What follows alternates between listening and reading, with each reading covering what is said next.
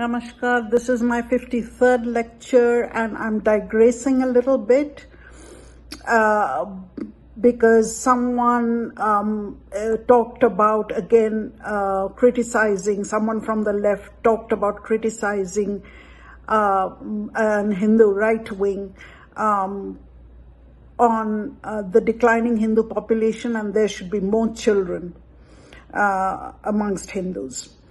Now, I'm not sure what he's criticizing, since he's from the far left and a Stalinist. This is exactly what Stalin said, that with the declining Russian white population, that there should be more children. In fact, mothers were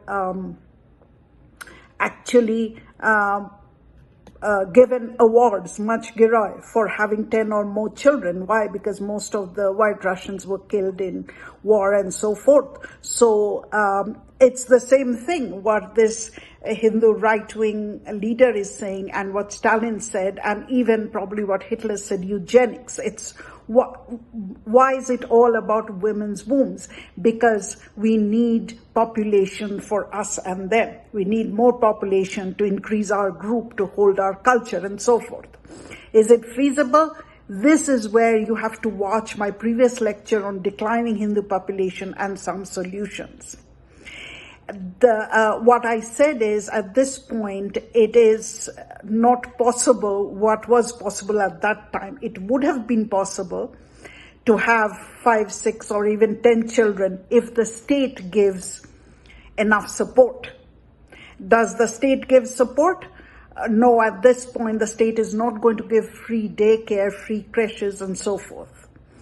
And so what happened probably in Russia, they did give at that time the free daycare and so forth. But the idea is the same, that it has to increase the population. And I said in my previous lectures, which you have to watch together with this, that there are other options. For example, why don't, if they feel that their population is threatened and the culture is threatened, because people are the carriers of culture.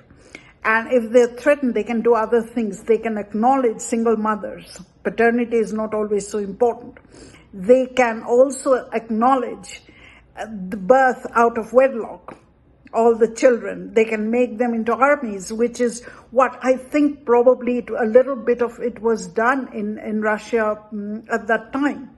So this declining population, eugenics, giving birth more, is pretty universal.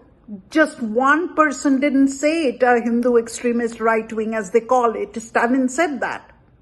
And Hitler's eugenics is the same thing, which is one of the reasons for this whole battle with women's choice to abort or not, is not just about the baby and the late-term abortion, but also my group is being declined.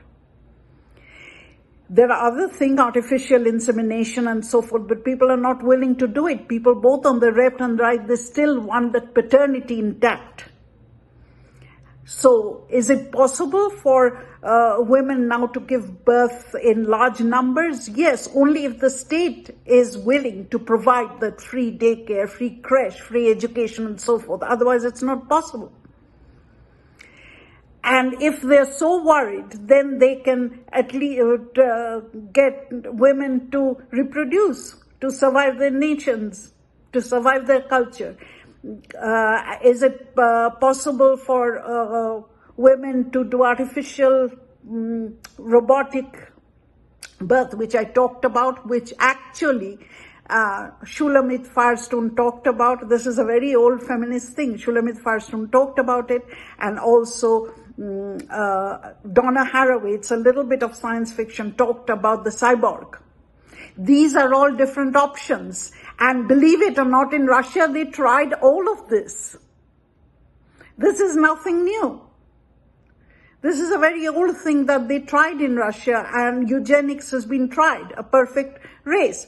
So what this leader of the Hindu right wing is saying, it is nothing new. It was tried in Stalin, it was tried in Russia. Eugenics was pretty advanced, and it was also tried during Hitler's time. So all these are options. Let the state provide for single mothers. Why is paternity important? Let there be women who are womb warriors, which is what probably the March Giroy concept of Stalin is. So why is such a bad concept? Now, you cannot support one person and reject another. If you support, you have to support both. And what is this inhibition against cyborgs and artificial insemination? There, the left and the right are exactly the same. They want paternity to be disclosed.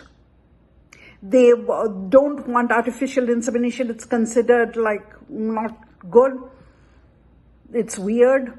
But everything is weird. In human society, we always have dealt with nature. Nothing is natural.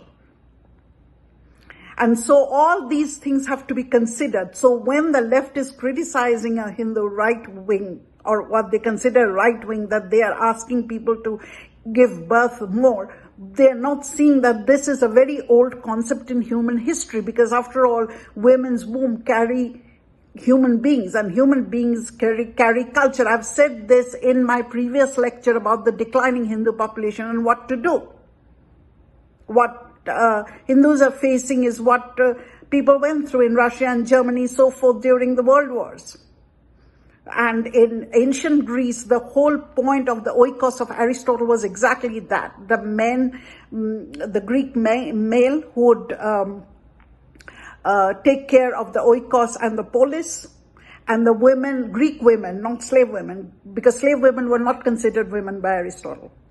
The Greek women would reproduce, and they would be bearer of the Greek culture, and they would be soldiers fighting against the other tribe, nation, what have you, Sparta, say Athens, between Athens and Sparta. That's the whole point of the oikos. I started this course with that. And the slaves, where there's no gender division, because according to Aristotle, the slaves do not have rationality. They would do two things. They would reproduce more slaves, and they would do all the menial labor, the reproduction of daily lives. So what this Hindu right-wing person is saying is not that different from what has been talked about over and over and over in history. So we have to think about it. If they are really interested in carrying culture, having more children, then there are other ways. Acknowledge single mothers. Don't be so hung with paternity. Think of cyborgs. I talked about cyborgs in a previous lecture. Think about what Shulamit Firestone, Donna Haraway, all these feminist theorists said. It is possible. So with science and technology, we can have more births. And this is what the eugenics was also something that Hitler talked about. So all these are both scary and they may be useful. That's what science is. Science is both scary. We can use it in a bad way, or we can use it for human development and welfare.